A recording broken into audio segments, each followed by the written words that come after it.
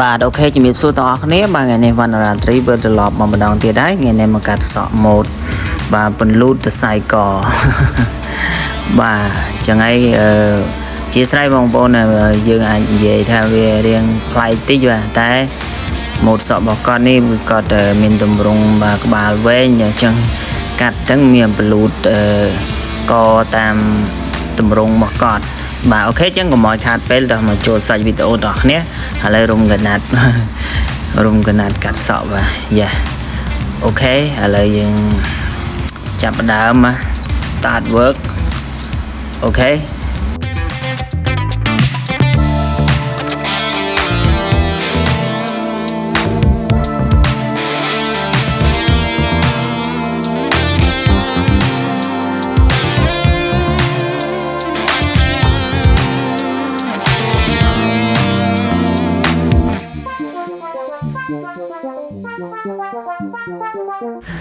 បាទឥឡូវបានមកចំហៀងហើយបងប្អូនបាទអូខេ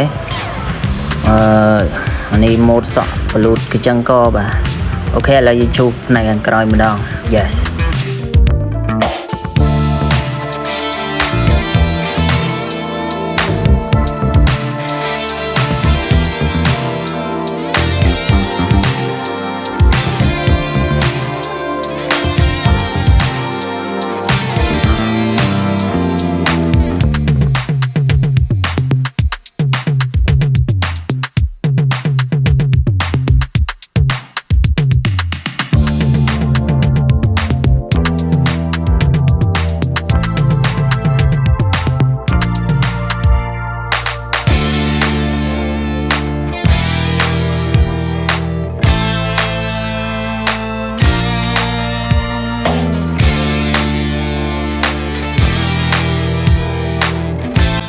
បាទឡើយជុំវិញបាទចិត្តរួចរាល់ហើយបាទបាន 80% ហើយបាទអូខេយើងកំពុងតែក្តិតបាទបន្ថើបាទអូខេដើម្បីទៅរកលទ្ធផលនៃម៉ូតសក់មួយដើម្បីបាទបលូតកញ្ចឹងករបស់គាត់បាទយ៉ាអូខេបងប្អូននិយាយលេងទេបាទដោយសារបងប្អូនទាំងគ្នាម៉ូតសក់សម្រាប់មនុស្សយើងម្នាក់ពិតជាសំខាន់បាទសម្រាប់ style ប្រចាំខ្លួនមែនតើបាទដោយសារតែយើងបើសិនជាយើងមានសក់ហើយប៉ុន្តែយើងអត់ចេះកាត់ម៉ូតបាទយើងមិនស៊ីតម្រង់មុខមិនស៊ីនឹង style របស់យើងបាទវាក៏មិនកើតដែរបាទអូខេអញ្ចឹងការជ្រើសរើសហាងកាត់សក់វាពិតជាសំខាន់មែនតើអូខេបងប្អូន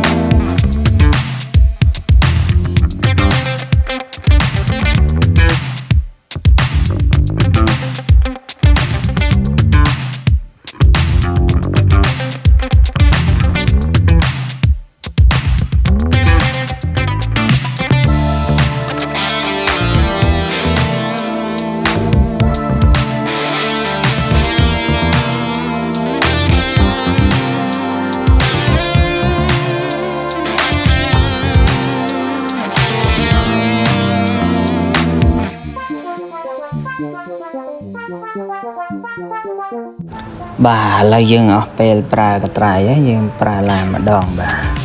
អូខេបាទយើងកោយកជើងសក់បាទស្រួចយកមូលយកតប៉ែតអីតាមដែលភ្ញៀវចង់បានទេបាទចង់ស្រួចចង់ទាលក៏បាន yes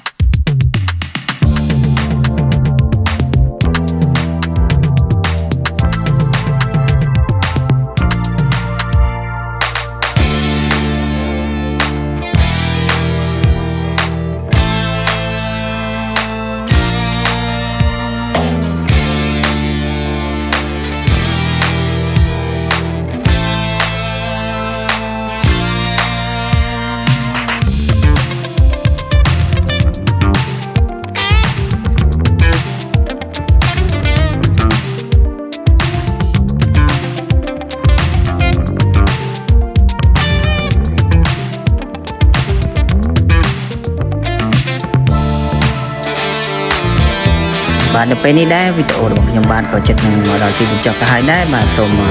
ផ្ដាំសួរសុខទុក្ខដល់បងប្អូនខ្មែរយើងដែលនៅតំបន់ខ្សែបន្ទាត់ព្រំដែនបាទនៅដូចជាបាត់ដំបងបាទមានបន្ទាយមានជ័យមានឧត្តរមានជ័យបាទក៏ដូចជាខេត្តបាទផ្សេងបាទដូចជាទីក្រុងប៉ោយប៉ែតបាទសង្ឃឹមថាបងប្អូនទាំងគ្នាបាទនឹងបានត្រឡប់ទៅផ្ទះវិញបាទដោយសុវត្ថិភាពបាទ